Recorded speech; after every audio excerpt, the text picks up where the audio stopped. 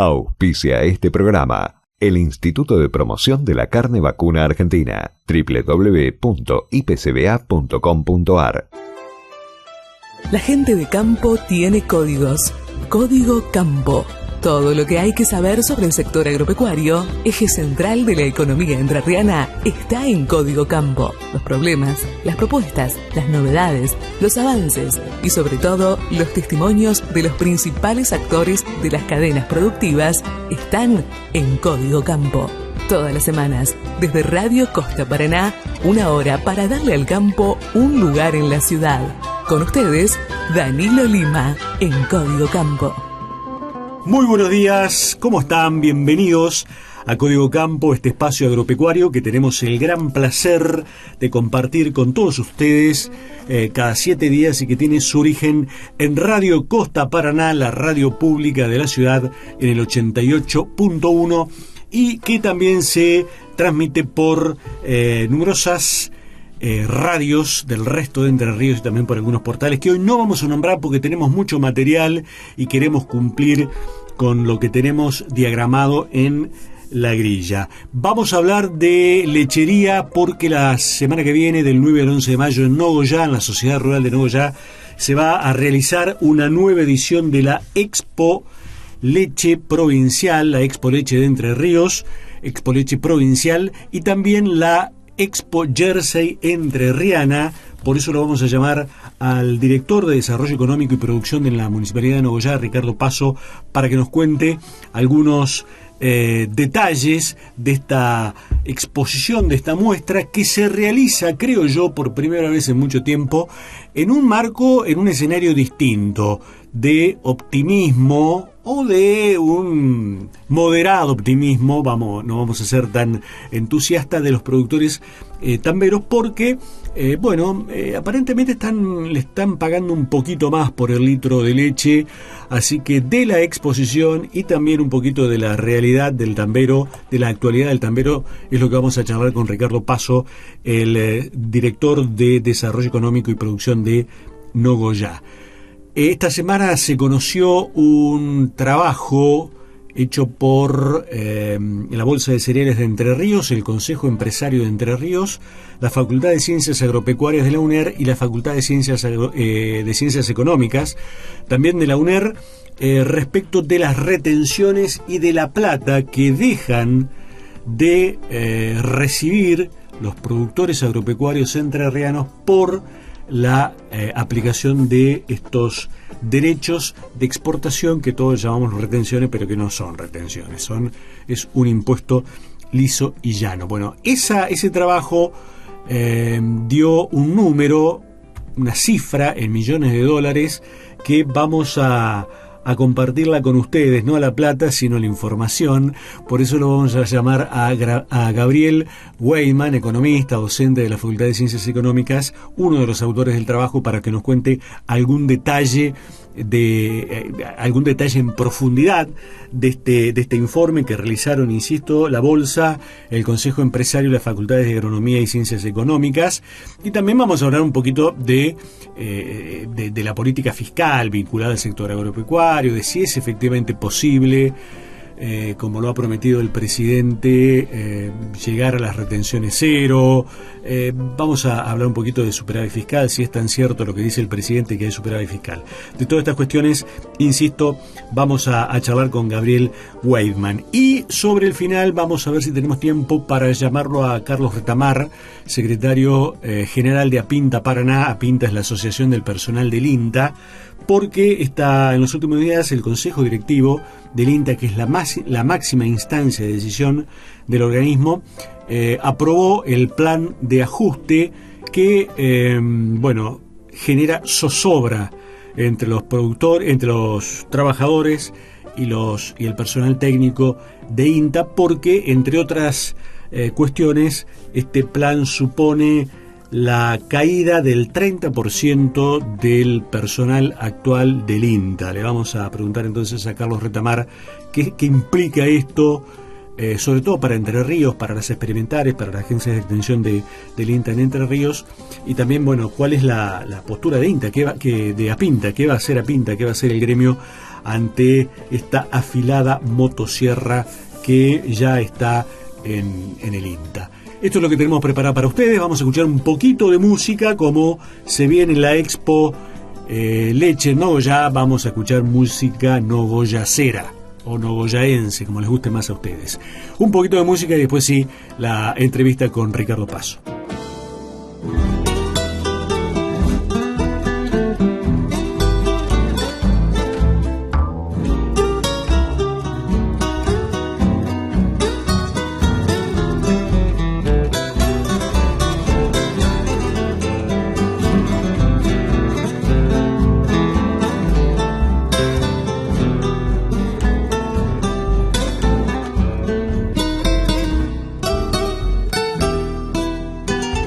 Cuando voy por Nogoyá se me ensancha el alma.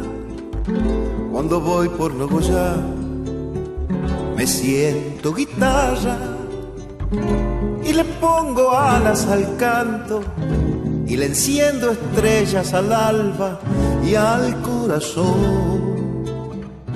Le abro las ventanas para quemarle de un vino las telarañas al alma y ventilar de mi pecho este olor a ausencia. Nogoyá,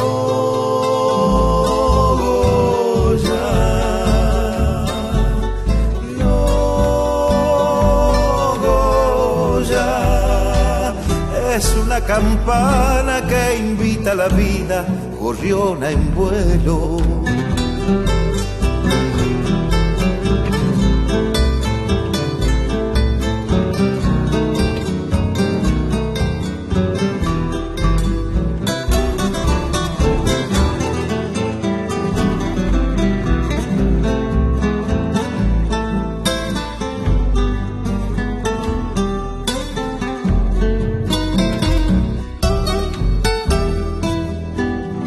Cuando voy por Nogoyá recupero huellas, me reconozco en su gente y me enciendo en ella, y mi brújula caminante se detiene atenta al paisaje donde encaja exacta mi sombra, y conozco el aire y uno sabe que nunca sobra, porque el pueblo sabe que anduvo con pasión y anhelo en las calles, saludando en julio. Nogoyá,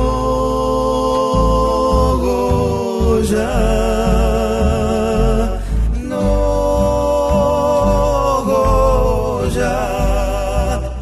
es una campana que invita a la vida, gorriona en vuelo.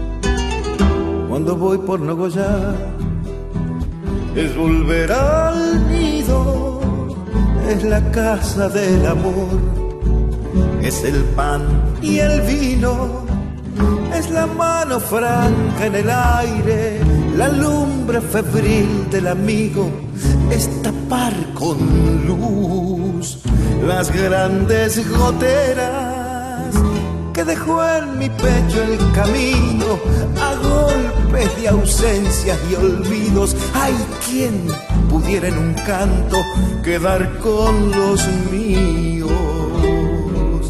Nogoyá,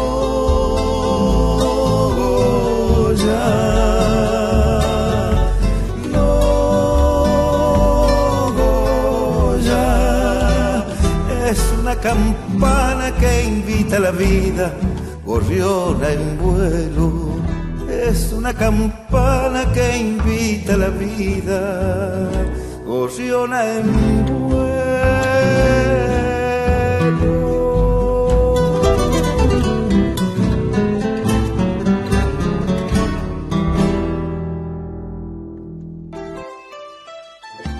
Estás escuchando Código Campo, el lugar del campo en la ciudad.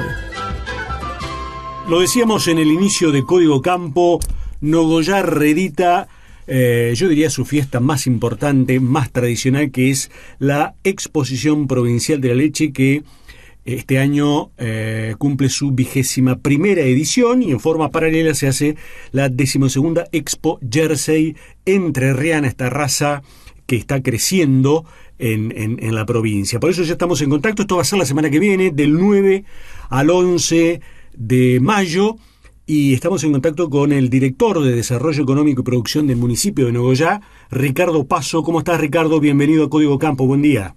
Hola, ¿cómo te va? Danilo, bien. Buen día para vos y para tu equipo y la audiencia. Gusto saludarte, y bueno, contanos un poquito. Ya deben estar nerviosos porque se acerca la fecha de esta nueva edición del Expo Leche.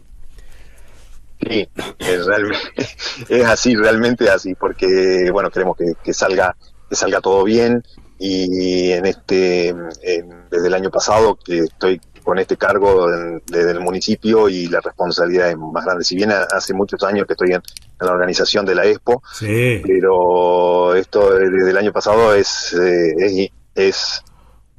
más, con mayor responsabilidad. Como diría, la vara está un poco alta y hay que mantenerla, por lo menos mantenerla. Como diría un amigo mío, sos un viejo lobo de mar en estos temas, pero eso incluso hace que a veces uno se excedan las responsabilidades, ¿no? Digo, se preocupa más para que las cosas salgan bien. Contanos un poquito el cronograma de la fiesta. ¿Qué es lo que va a suceder? ¿Qué es lo que va a pasar? ¿Cuándo se puede visitar?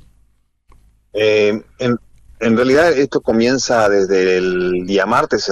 Ya hay un curso de inseminación artificial que el día martes y miércoles, o sea, 6 y 7 de mayo, que está ya cubierto la capacidad máxima de gente que se anotó. Ajá, el cupo está cubierto. 20, listo. de 20, bien. Sí, está el cupo cubierto. El día miércoles por la mañana es la cumbre industrial, que es la primera vez que se hace en Entre Ríos. Ajá. Y la última se hizo en Campana, provincia de Buenos Aires, y va a estar bueno porque hay una concurrencia importante de industriales de la provincia y de otros lados, con algunos disertantes. Después te voy a mandar el cronograma de esa cumbre, Uh-huh. Donde va a estar la dirección de parques industriales de la provincia. Y el día viernes se abre al público, Ajá.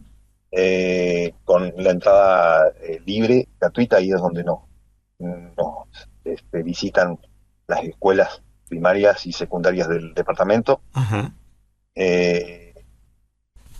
Y este año, como el año pasado, van a presentar algún trabajo relacionado con el sector. El año pasado, para que te des una idea, nos visitaron 2.500 chicos. Bien. Sí.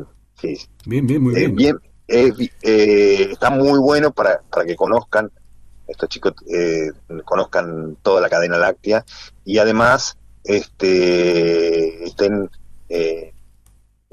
presentando un trabajo relacionado con el sector, pero no es fácil organizarlo para acompañar a todas las escuelas, pero estamos logrando que así se haga. Bien. Eso, el viernes a la tarde también es la jura oficial de machos, Ajá. de tres razas lecheras, y hembras en categorías no lactantes, o sea, desde lo que es ternera juvenil a vaquillona mayor. Vaquillonas preñadas son la categoría esa de vaquillona mayor. Las tres razas son Holando, Jersey y Pardo Suizo. Y Montbélier. Ah, Montpellier. Sí, el año pasado también tuvimos esas tres. El anteaño tuvimos 4 con Pardo Suizo. Ajá. Este año iba a estar Pardo Suizo, pero coincide que la única cabaña que hay en el país es la Escuela de las Delicias, Claro. y está festejando su 125 aniversario. Claro. A propósito después vamos a seguir con las actividades, pero a propósito de la jura de animales y demás, normalmente este tipo de fiestas en los últimos años, una vez se pregunta, ¿se hace la fiesta de tal o cual producción? Y ¿Hay motivo para festejar? La pregunta viene a cuento de cómo está la lechería hoy, cómo están los tamberos, cómo está la industria en general. Por ahí escuché que estaban un poquito mejor y capaz que eso cambia el ánimo de cara a la fiesta. ¿Esto es así? Sí, es así. La lechería, la producción primaria está pasando un buen momento. Yo que tengo memoria, nunca se pagó la leche 42 centavos de dólar Claro, claro. al productor. Eso entusiasma, por supuesto, y, nos entusiasma a nosotros. Yo soy también productor lechero y cabañero, y, y lo bueno que tiene que el productor lechero recibe un peso más y lo invierte inmediatamente en el sector. Claro, seguro. Eh, este, entonces, eso crea un movimiento grande, tremendo en todo lo que es insumos, que es una linda oportunidad, esta Expo. Nosotros no le llamamos fiesta porque en realidad se dejó de llamar así hace muchos años, porque entendemos que es una jornada de trabajo Está donde bien. el cabañero va a mostrar su vaca en su máxima exponencia para mostrar las cualidades genéticas que ha desarrollado, hasta el consumidor final, pasando por toda la cadena, ¿no?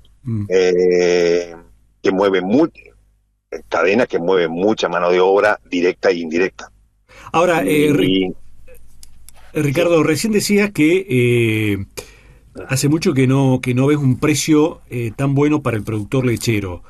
Eh, ¿Este precio tiene que ver solo con una cuestión cambiaria o hay alguna modificación, algún cambio estructural dentro de la cadena que hace que el productor esté mejor? ¿Por qué ahora este buen precio? desde el año pasado que viene, no ahora con el No es por la cuestión cambiaria. No, porque están las exportaciones abiertas y a toda la lechería, y si bien nosotros no hemos crecido, casualmente por uno de los motivos era el bajo precio del productor, no se ha crecido Sí. en producción anual. Siempre nos estamos manteniendo ahí. El año pasado, a pesar de tener también un buen precio, pero tuvimos una seca muy importante, que eso te entusiasma por un lado y te baja las ganas por el otro. Sí, claro. Pero bueno, hoy se está apostando muchísimo. Ya te digo, se está invirtiendo mucho, incluso lo vemos acá en el departamento. Una de las grandes características que tiene la cuenca lechera nacional, provincial, perdón, que a pesar de ser la cuarta provincia en producción nacional, es el potencial de crecimiento que tiene. Claro. No lo veo en las otras, y acá en Entre Ríos. Claro. Ahora, este potencial de crecimiento, digo, este buen momento, estos buenos precios, uno imagina que están dadas las condiciones, ojalá perduren, para que se dé ese salto en términos de producción. ¿Ustedes lo ven así? ¿Cuándo podríamos, digo a nivel nacional, ¿no?, movernos de ese numerito que hace como 20 y pico de años que está, creo que son 10.000, 11.000 millones de litros? ¿Es posible pegar un salto en ese sentido, en este contexto? Está dado para que así sea. Lo que pasa que veníamos de años donde no solo había una inflación tremenda, sino que también no teníamos acceso a créditos, claro, accesibles para productores, desde chicos a grandes. Claro. Esto está ayudando también un poco a los productores, ¿no?, para decidirse a tomar inversiones en cuanto a estructura Ujú. para sacar leche mejor, más cómodo. Todos sabemos del sacrificio que es la producción lechera primaria, ¿no? Sí, claro. Eh, Esto, no, yo lo veo acá en el departamento de que se están armando tambos importantes y tambos no tan importantes, chicos, que están metiendo la parte de robótica y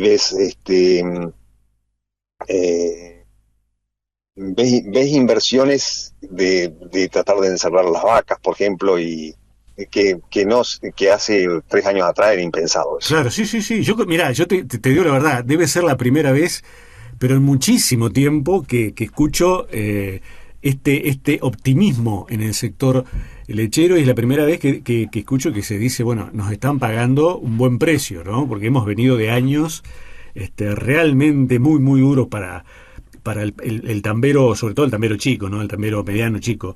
Eh, te, te Sí, des- no, sigue siendo duro, pero ya ves otro panorama. claro, sí, sí, sí, entiendo. Eso te entusiasma, eh, porque así como tiene un mejor precio el productor por su litro de leche, también algunos costos han levantado, ¿no? Sí, claro. Eh, Desde el combustible, para sembrar la pastura, para sembrar, para hacer las reservas, pero hay entusiasmo y veo que si mantenemos una estabilidad, por fin podemos mantener la estabilidad en la producción, va a haber sorpresas, me parece. Yo soy muy optimista y,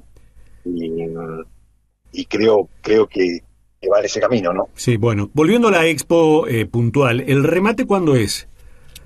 El remate es el día eh, sábado a la tarde, 10, ¿sí? Ajá, Eh, Hay 260 animales bien. inscritos de establecimientos seleccionados, por supuesto, libres de oficiales de brucelosis y tuberculosis. Hay hasta animales, o sea, desde las cabañas, que algunos animales van a presentar a venta, ya sean toros y algunas vaquillas preñadas pura de pedrigue, hasta rodeos con una genética muy buena, que sin ser puros, pero que Ajá, eh, pueden demostrar tranquilamente la genética que tienen. claro. Eh, sí, Sí, no, no, no, te iba a consultar si está previsto un acto de inauguración, si hay alguna, sí. si ya, imagino que lo habrán invitado al gobernador, si confirmó la asistencia, si tienen alguna data al respecto. Bien. Te cuento que el día sábado, además del remate, está, no sé si te comenté, la actuación del jurado juvenil de escuelas agrotécnicas. Ajá, Además de eso, que en el único lado donde se hace en el país es acá en Nogoyá, desde hace muchas ediciones.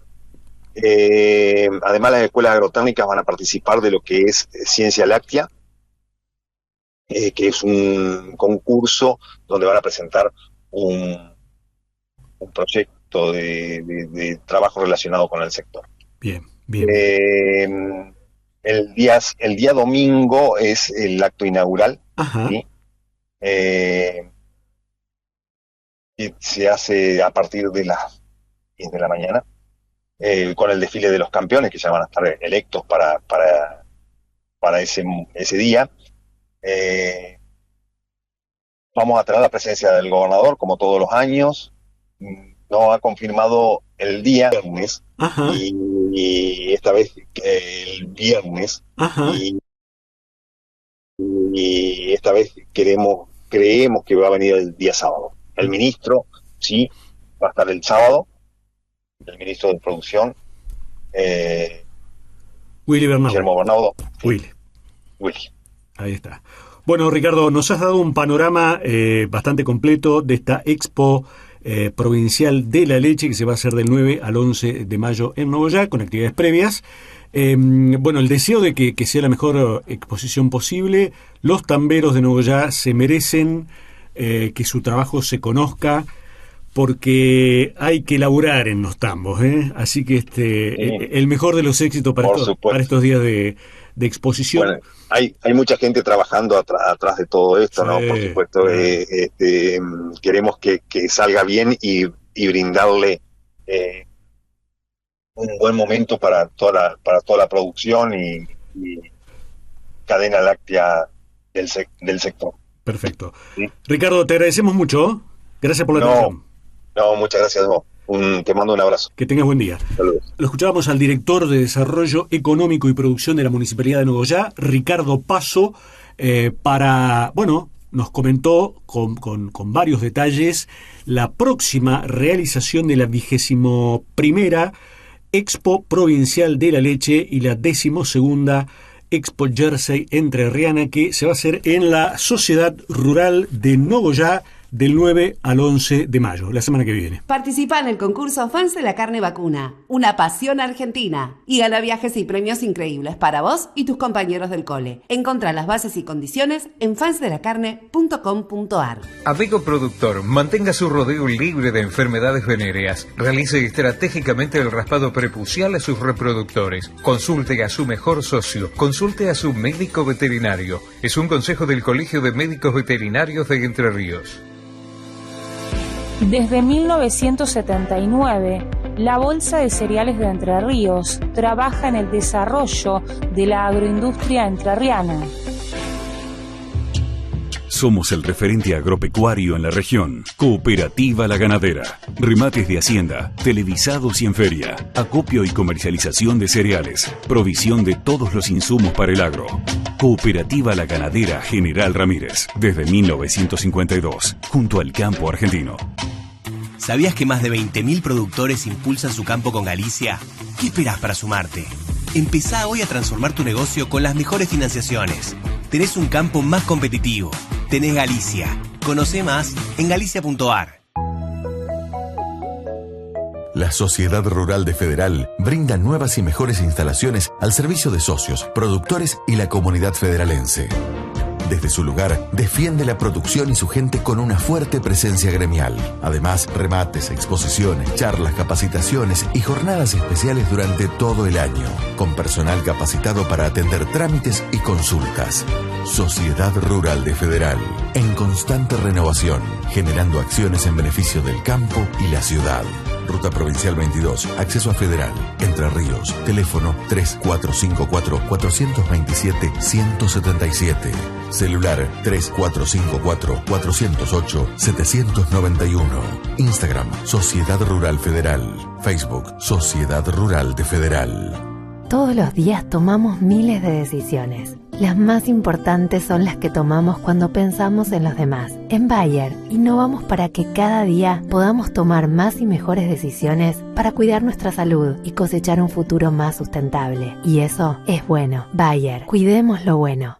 Todo en el mismo lugar. Eso es Núcleo, Contabilidad de Negocios. Porque sabemos que tu empresa necesita un espacio de confianza ocupado por profesionales que respondan siempre. Organización, administración, balances, cuestiones financieras y crediticias. Servicio integral y capacidad para detectar nuevos negocios. Tu contabilidad y tus negocios. Todo en el mismo lugar.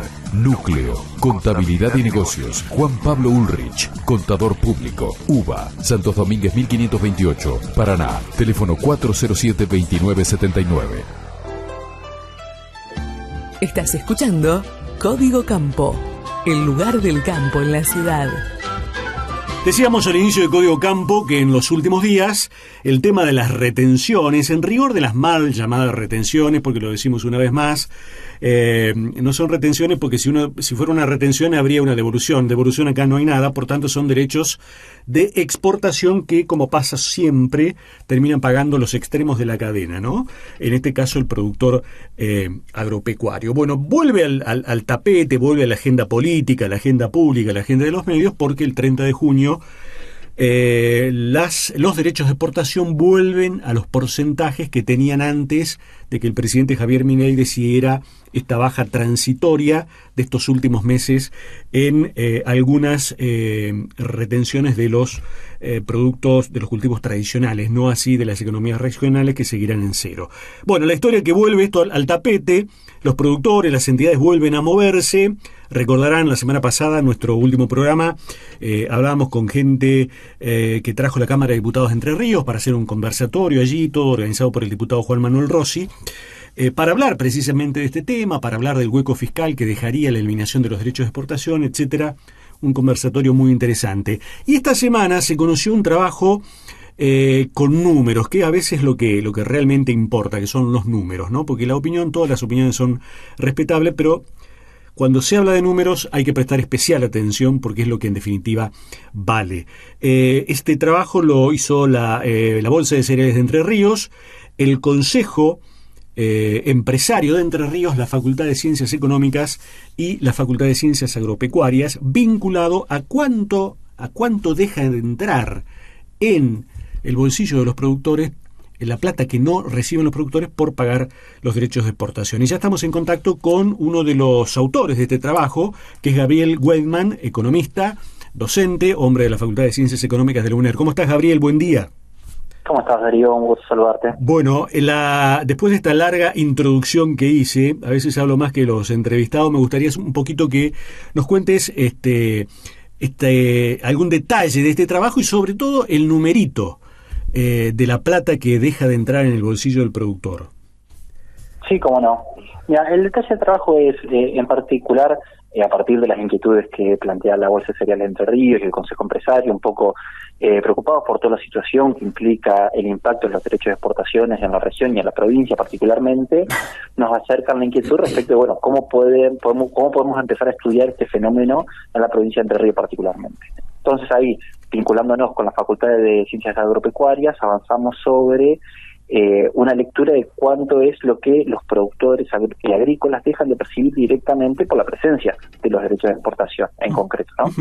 Entonces, ahí básicamente hicimos un ejercicio que es relativamente sencillo en términos metodológicos, pero que es muy claro en términos de el valor que arroja, ¿no? Claro. Nosotros trabajamos sobre la campaña 2024-2025 y lo comparamos con la campaña 2023-2024, porque la campaña actual 2024-2025 todavía no está cerrada y tenemos algunos datos estimativos del sistema de información de la bolsa, y en concreto lo que identificamos ahí, que si nosotros calculamos la cantidad de toneladas que se producen en la provincia por los precios de referencia que podemos calcular de todas esas toneladas producidas en 4 cultivos en particular, soja, maíz, trigo y sorgo, lo que alcanzamos es que en la campaña 2024-2025 esos productores agrícolas que produjeron todas esas toneladas dejarían de percibir $400 millones en esta campaña, ¿no? Es una moneda, es importante, ¿no? La campaña anterior la estimábamos en torno a un poco más de 522 millones de dólares, y esta parte por efecto de la reducción de las alícuotas y de menor valor de referencia, sobre todo en el principal cultivo que impacta, que básicamente representa 3/4 de todo el valor, que es la soja, se estima esa disminución de los 522 a los 400 millones, que es lo que estimamos para la campaña vigente, ¿no? Bien, estaba pensando, si la producción fuera igual, porque se estima creo que una caída del 15%, ¿no? ¿Cuánto hubiese aumentado estos 400 millones? Y ahí lo podríamos estimar un 15% más, serían unos 50 millones más aproximadamente. No está planteado en el informe, pero si haríamos ese ejercicio de tratar de mantener las toneladas estables y solo bajar las alícuotas, mantener las alícuotas más altas o post-junio, ¿no? Estaríamos hablando cerca de 450 millones aproximadamente. La pregunta ya va más al economista, ¿no? Porque el tema de derechos de exportación, siempre los defensores de este impuesto, de este gravamen, sostienen que es la herramienta más diríamos, eficaz para descalzar los precios internacionales, los precios internos. ¿Esto efectivamente es así? Si se sacaran las retenciones, ¿qué pasaría con los precios internos? Ahí no hay evidencia tan clara respecto al vínculo, y es una de las líneas de trabajo que las tenemos muy presentes y queremos continuar con ellas, ¿no? Claro. Es decir, este es un primer estudio que va a devenir en otras iniciativas vinculadas, por un lado, que este 400 millones que nosotros hablamos es de cuánto dejan de percibir los productores, pero no es precisamente cuánto es el ingreso fiscal, ¿no? Claro. El impuesto pagado efectivamente, claro, ¿no? Claro. Porque tiene un efecto sobre los precios internos que lo medimos directamente, y uno de los desafíos que estamos ya avanzando con el informe es, bueno, ¿cuántas son las retenciones efectivamente pagadas o estimadas que se pagan de la provincia de Entre Ríos? Y por otro lado está esta línea que bien mencionabas vos, que es, bueno, cómo es la dinámica precio al consumidor con efecto de retenciones. Así que también estamos avanzando ahí. La lectura no es muy directa, de hecho nosotros estuvimos reunidos la semana pasada con el equipo de Fundar, que vos mencionabas recién en tu introducción, que habían venido por la iniciativa de Juan Rossi para comentar los trabajos que ellos vienen haciendo, y una de las miradas que ellos tenían es que la participación de los insumos a lo largo de todas las cadenas de valor no es tan mayoritario, y además las diferencias alícuotas son relativamente menores. Entonces, por ejemplo, si uno ve un producto en el cual el grano representa específicamente solo el 10, el 20, el 30% del costo, hablar del 10% sobre el 30%, estamos hablando del 3% en la composición del precio final, ¿no?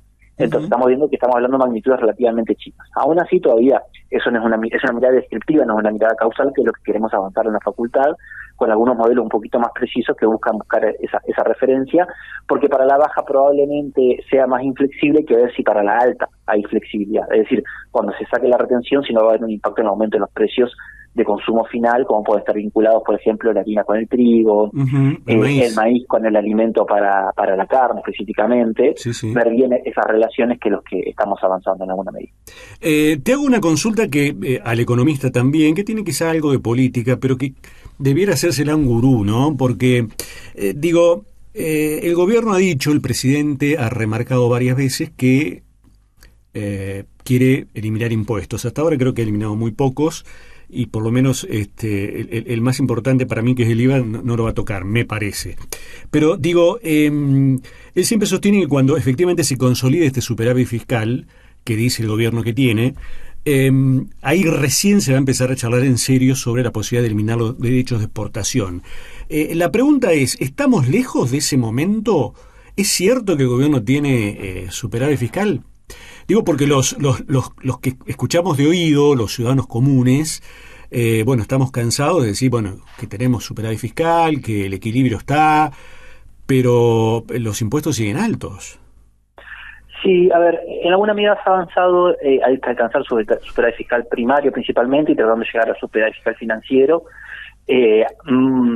pero todavía con la estructura impositiva bastante estable. No se ha avanzado principalmente para llegar a un resultado fiscal positivo, sobre todo atrasando los gastos que tenía el gobierno nacional, que son gastos en jubilación y en los salarios de la Administración Pública Nacional precisamente. Y acá me pongo un poquito gremialista, y los docentes universitarios de la Universidad Nacional estamos muy mal. Todos.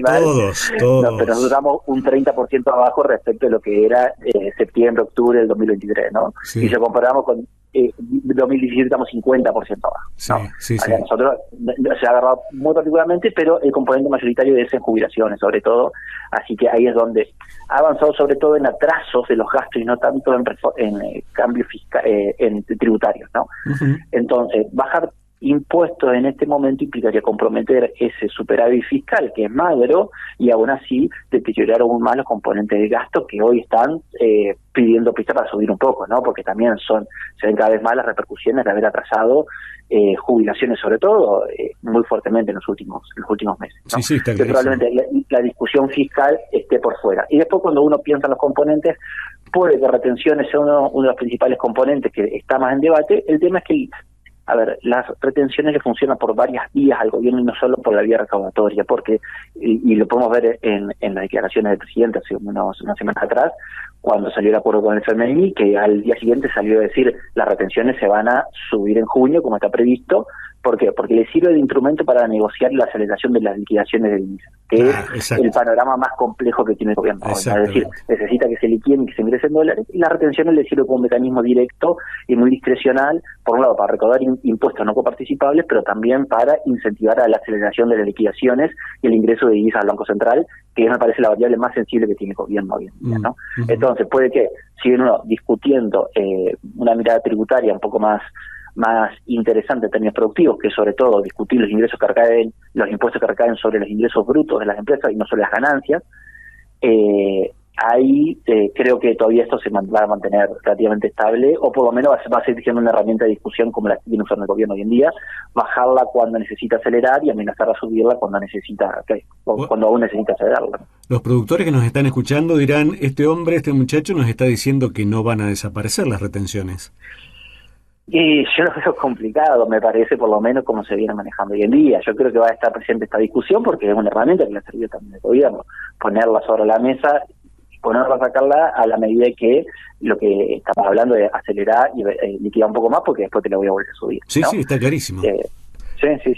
Está muy claro y es una herramienta de presión muy, muy fuerte. Y ahí está con el informe de los compañeros de Fundar que rescataba mucho esto, cómo era la lógica de cómo funcionaban las retenciones. Por ahí, si alguien quiere profundizar esa mirada, el informe de Fundar lo trabajaba muy bien. Sí. Los muchachos de Fundar, a propósito, decían que efectivamente iba a haber un agujerito fiscal si se eliminaban totalmente las retenciones, pero ellos sostienen que esto se compensaría, diríamos, en el mediano plazo con mayores ingresos por ganancias. ¿Esto es así? Claro, si uno plantearía el caso hipotético en donde se saquen las retenciones, vos tenés, por un lado, una compensación directa de la recaudación, por el lado de que ese ingreso, por ejemplo, hacer más facturación iba a hacer más ingresos brutos, ¿no? Entonces, se saca un impuesto, pero automáticamente aparecen otros. También aparece, por ejemplo, el impuesto a las ganancias recaudando más. Entonces, si se elimina una retención, el 50 o 60% calculaban ellos podía compensarse directamente con otros impuestos que automáticamente iban a aumentar por el solo hecho de sacar uno, hay más ganancia, hay más ingreso, hay más facturación, y entonces aparecen otros impuestos a recaudar ahí. Bueno. Pero hay la mitad aproximadamente de esa disminución no se ve compensada directamente, y ahí es donde aparece una discusión respecto de cómo se compensa ese déficit fiscal, si a medida de una disminución del gasto o espacio para otros impuestos. Y si son esos otros impuestos, ¿cuáles? ¿No? Claro. La idea es pensar mejores impuestos, y que ahí aparecen impuestos al patrimonio, por ejemplo, gravando sobre el inmobiliario rural, que por ahí, pensando entre retención inmobiliaria rural, yo sé que es una discusión muy fuerte, si el inmobiliario rural está alto y cómo impacta hoy en los productores, pero en un esquema, en un mapping positivo en donde es muy complejo, ¿no? Sí. O si no fueran sobre los ingresos, directamente también otros vinculados con la ganancia, ¿no? Que son, por ejemplo, las manifestaciones de mayor poder de tributación, y no directamente los ingresos, que el ingreso no es una manifestación directa del poder de tributación. No, por supuesto. Gabriel, te hago la última pregunta, que es, yo diría una obligación cuando uno hable con un economista, ¿no? Bueno, ¿qué va a pasar con el dólar? Digo, ¿se va a cumplir esto de las bandas? ¿Va a llegar a 1.000 pesos, como dice el presidente, por lo menos antes de fin de año, antes de las elecciones? ¿Cómo lo ves, no? Porque yo insisto, uno ya tiene sus años, ha visto tantos de estos programas y siempre nos prometen el paraíso y terminamos, si no en el infierno, en la puerta del infierno. Digo, ¿cómo ves este tema del dólar? ¿Es viable esto que plantea el gobierno? Si lo vemos, todas las experiencias, como bien mencionabas, tienen cierta similitud y cosas que podemos inferir. ¿Cuál es que estimo yo? Que acá en las elecciones puede que haya estabilidad en el tipo de cambio, más bien oscilando entre los 1.200, 1.100, 1.300, pongámosle. Cuando se acerca la banda probablemente no llega a comprar el Banco Central porque van a aparecer otros compradores interesados, ¿no? Obvio. Yo digo, cuando el Banco Central va a comprar a 1.000, yo lo compro a 1.010, y yo sé que de ahí va a subir porque no puede bajar porque el Banco Central va a salir a comprar, ¿no? Entonces hay un negocio garantizado ahí en el cual pareciera que nunca va a llegar al piso de la banda, y además también están estableciendo un esquema de lo que se conoce como carry trade, bicicleta financiera o especulación financiera, en donde tratemos de entrar por debajo de por arriba de la banda para tratar de hacer tasa en pesos y poder negociarlo después cuando cae por debajo de la banda salir, ¿no? Y que es un esquema que va teniendo validez o tiene sentido en la medida en que no hay un riesgo devaluatorio o que la ganancia de la tasa de interés en pesos se descomponga o se la coma una devaluación, ¿no? Entonces, esos peligros empiezan a aparecer a medida que se van acercando las elecciones, y también empiezan a aparecer en la medida que hay problemas que hoy están latentes en Argentina y que están muy presentes, que es sobre todo el déficit de la cuenta corriente externa. Es decir, que un dólar barato que desincentiva las exportaciones, incentiva las importaciones, cómo eso va a dialogar con las reservas internacionales y con el tipo de cambio y con la inflación, ¿no? Ahí va a haber una situación muy compleja en la cual empieza a haber déficits comerciales muy fuertes y no hay intervención del Banco Central para cubrir ese déficit, va a haber presiones devaluatorias, y esas presiones devaluatorias van a ser presiones inflacionarias, y la presión inflacionaria es una preocupación para el gobierno y va a estar incentivado a interrumpir, ¿no? Entonces creo que ahí puede haber un esquema de preocupación, y entonces yo aquí estaría atento a cuánto van ganando peso estos problemas de comercio exterior, el problema histórico de Argentina, en la discusión, probablemente acá las elecciones no es un problema, pero poselecciones, pensando en las vacaciones, en el periodo de vacaciones del año que viene, con turismo más bien que al se va a hacer no tanto que ingrese, creo que ahí van a empezar a acumularse problemas mucho más complejos. Bien, ¿no? Gabriel, te agradecemos mucho, nos has desasnado un poquito, así que te volvemos a agradecer la atención y las explicaciones que nos has dado. No, por favor, a ustedes por retomar el informe y difundir. Que tengas buen día. Igualmente.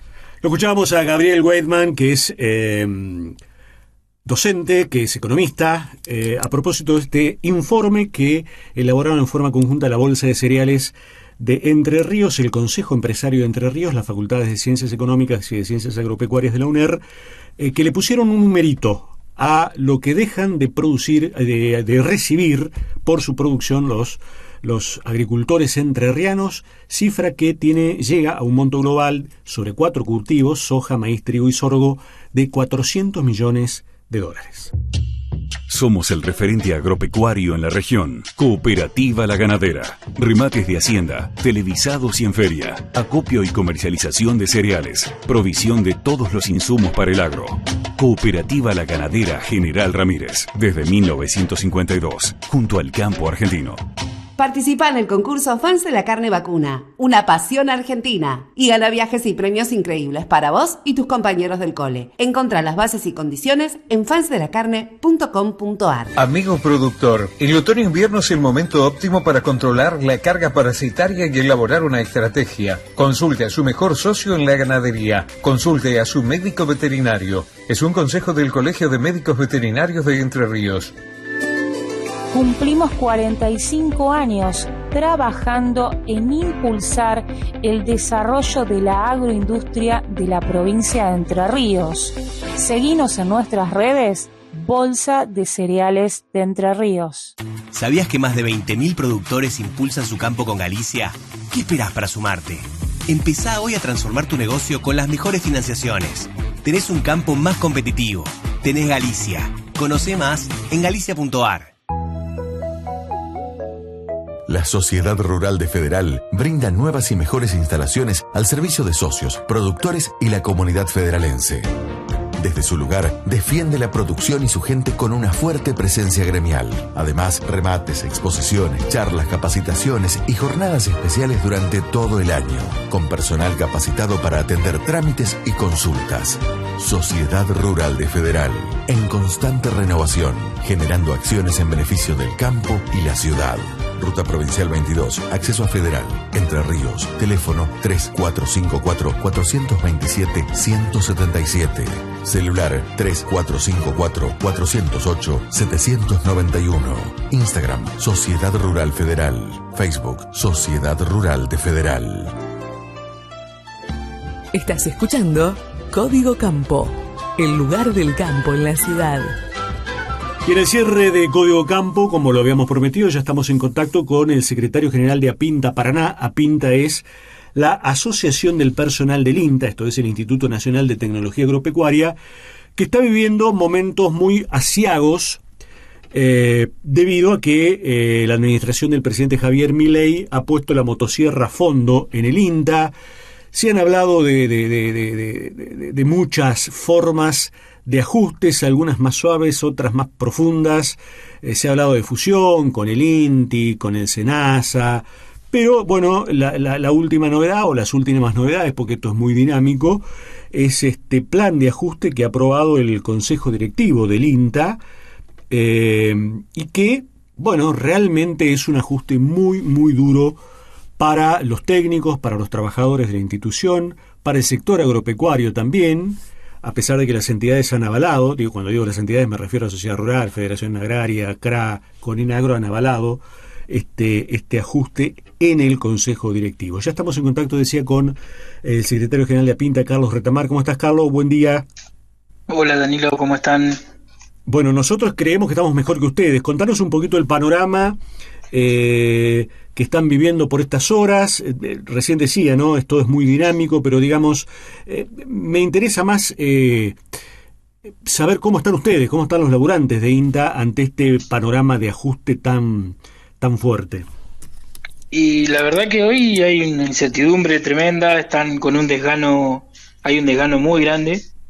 Ya no se sabe para qué lado va a salir esto. Ya hoy sabemos que tenemos una intervención encubierta, pero ya no es ni encubierta porque se nota. Sí, no está no está la figura del interventor, porque va a seguir estando el presidente, la vicepresidente, pero en la práctica esto es una intervención lisa y llana. Sí, donde todos votaron, digamos, en la primera en marzo habían votado todos 9-1, excepto representante de veterinaria. Ajá. Que el representante de veterinaria fue el único que votó a favor de los trabajadores del INTA, digamos. Uh-huh. Y que ahora no me estoy acordando, Guillermo Bernardes es el representante de veterinaria. Ajá.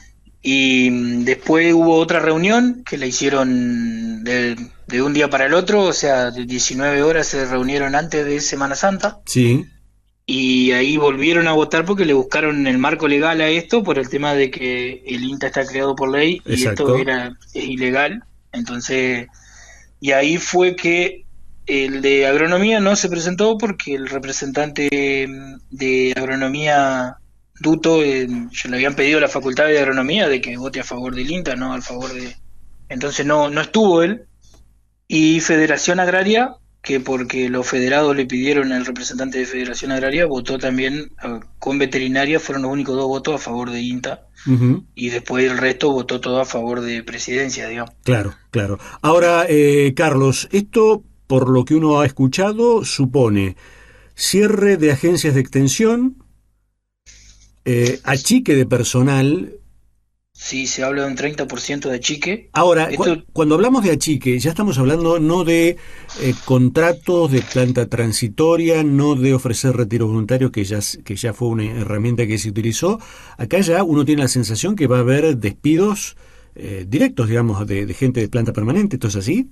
Sí, hoy ya hoy ya no se miran a los transitorias, es todo en general, porque ahora también el Consejo Directivo dicen que en la última reunión se aprobó otro retiro, pero no salió nada, no se sabe cómo va a ser, no se sabe cuál va a ser la cantidad que van a ofrecer y todo para otro retiro. Ajá.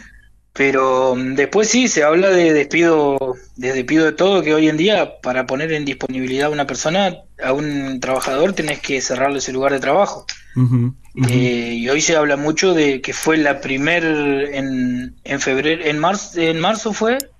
Lo primero que presentó el gobierno fue el cierre de todas las agencias. Claro, y de una experimental, creo, la experimental del AMBA. Claro, y ahí le dan los números que ellos quieren del 30%. Dicen el 30%, pero cerrando las agencias son 1.500 personas, 1.500 trabajadores, uh-huh. Y cerrando el AMBA sí le da un 30% de achique, digamos, de 6.100 que somos hoy... Llegar a 4.500. Uh-huh. Ahora, en Entre Ríos, ese achique del 30% significa que ¿cuánto personal queda fuera? ¿Tienen más o menos alguna estimación? Y sacando una cuenta rápida, son en Entre Ríos en total 90 personas más o menos, porque serían más o menos 30 personas por experimental. 90 personas que quedarían sin laburo. Sí. Sacando si un 30%. Ajá. Después hoy no tengo el número de la cantidad de personas que trabajan en las agencias, que se habla del cierre de agencias. Claro. Pero sí ya hay cierre de algunas agencias, ya hay cierre, que fue la propuesta que se presentó desde INTA al Consejo Directivo. Claro, la de los directores regionales. Claro, el Consejo Directivo ni siquiera lo miró a eso porque fueron por el otro lado de la intervención, digamos. Claro. ¿Han podido charlar, desde el gremio con Bronsovich, con Nicolás Bronsovich, el presidente, con Piru Gerardo, la vice, o están cerrados? No, están cerrados. Hubo una sola charla así nomás, que fue en marzo, sabés que se presentó eso del cierre de agencia y todo, y ellos manifestaron de que el INTA tiene que llegar a fin de año con el 30% menos de trabajadores. Eso es inamovible. Ellos están con eso, o sea, ellos dicen que tiene que llegar con esa cantidad de menos de trabajadores. Bien, ahora Carlos, ante este contexto que es realmente desolador para los laburantes. A mí me preocupa mucho los laburantes, porque después viene la otra discusión que es mucho más amplia, que tiene que ver con la investigación agropecuaria en manos del Estado, ¿no? Que digamos, por supuesto que hay que atenderla, pero no es urgente como es la situación del laburo. Uno que ha sido despedido de empresas sabe el drama que es para un trabajador quedarse sin su fuente laboral. Es demoledor. Es un golpe brutal a la dignidad de uno como persona. Digo, ante este ajuste, ante esta realidad, el gremio, ¿qué piensa hacer? Sobre todo teniendo en cuenta que hay medidas que se están tomando que están al borde de la ilegalidad. ¿Tienen pensado algún recurso a la justicia, salir a la calle? ¿Qué cosas están discutiendo, analizando por estas horas? Sí, el gremio ya están los abogados leyendo todo lo que ha salido para presentar el amparo en parte judicial. Y bueno, y están esperando también a ver qué es lo que pasa después. Pero ya los abogados del gremio ya no sé bien cómo fue el tema de ayer viernes, el feriado, que algunos tenían feriado, otros no. Uh-huh. Pero ya estaban para entregar los papeles. Bien. Y después de la calle, bueno, el jueves pasado tuvimos una manifestación allá que fue cuando se juntó el consejo directivo. Sí. Que largaron un comunicado diciendo que no se juntaban por el duelo del Papa. Nosotros ya teníamos todo para viajar, así que viajamos igual, fueron de casi todo el país, fueron igual, ahí nos íbamos a encontrar en calle Rivadavia. Ajá. Y a último momento nos enteramos que se reunían igual, que el comunicado del duelo era mentira. y se reunieron, mirá vos cómo se reunieron en el edificio que ellos vendieron de Cerviño. Mirá vos. Se reunieron ahí porque sabían que nosotros íbamos a Rivadavia. Bueno, nos enteramos, nos fuimos a Cerviño. Claro. Sí, ahí fue cuando lo encararon a Bronzovich y a Pilu. Sí, salieron con una soberbia bastante grande. Digamos. Bueno, yo todavía no entiendo cómo Bronzovich y Pilu Geraudo están todavía y no han tenido la dignidad de renunciar, pero bueno, eso es una opinión mía, ¿no? No sé qué buscan realmente, me sorprende mucho lo de Pilu. Carlos, bueno, nuestra solidaridad para con todos ustedes, para los laburantes. Ojalá esto pueda encauzarse de la manera menos dañina para los trabajadores y que el INTA siga en pie. Tienen la última consulta y cortita porque se nos está terminando el programa. ¿Temen que definitivamente el cierre del INTA, que en algún momento esto se llegue a una situación de que el INTA no vaya más? Y esto para cierre del INTA tiene que ir porque es ley, tiene que ir a diputados. Al Congreso, claro. Y tiene que ir al Congreso y sí. Y el miedo está, y esto empieza así, después termina con la destrucción, ¿no? Y el INTA es una de las pocas, y creo que la única entidad que tiene campos propios. Uh-huh. Otro tema que busca el gobierno, ¿no? Otro tema que busca el gobierno y que también están buscando las empresas privadas quedarse con ese territorio que tiene el INTA. Sí, seguro, claro. Entonces el miedo está ahí, empieza así, después no tenés gente para trabajar, no tenés trabajadores, no tenés recursos y te terminan diciendo el INTA no sirve para nada y se cierra. Porque no tiene recursos y se cierra. Y la gente, los técnicos, los laburantes, la gente que está en el campo, ¿están trabajando? ¿Se sigue la investigación? ¿Se sigue la extensión ante esta tremenda incertidumbre? Sí, por supuesto. Sí. De verdad se está trabajando con todo. Ayer hubo hoy, hoy sábado no. El miércoles. Se me fue el miércoles una jornada de la Rexo de soja. Ajá. La semana anterior hubo en la Rexo de Victoria, en La Paz, hubo el 10, el día del paro nacional, hubo una de malezas. O sea que se sigue laburando. Sí, se sigue laburando, los ensayos están todos al día, se está terminando con todos los ensayos de maíz tardío, con la soja, se está empezando con los de colza, y o sea, sigue todo normal, el trabajo sigue todo normal. Bien. Como siempre. Nuestra solidaridad de nuevo, Carlos, se nos termina el programa. Gracias por atendernos. Muchas gracias por estar siempre, Danilo. Un abrazo. Ahí estaba entonces Carlos Retamar, secretario general de APINTA Paraná, esto es la Asociación del Personal del Instituto Nacional de Tecnología Agropecuaria. Se nos terminó el tiempo, amigos, no nos queda casi nada, unos segunditos nada más para saludarlos, para desearles que tengan un muy buen fin de semana y para decirles que nos reencontramos dentro de 7 días. Hasta aquí, Código Campo, el lugar del campo en la ciudad. Nos reencontramos la próxima semana a la misma hora en Código Campo, el lugar del campo en la ciudad. Gracias.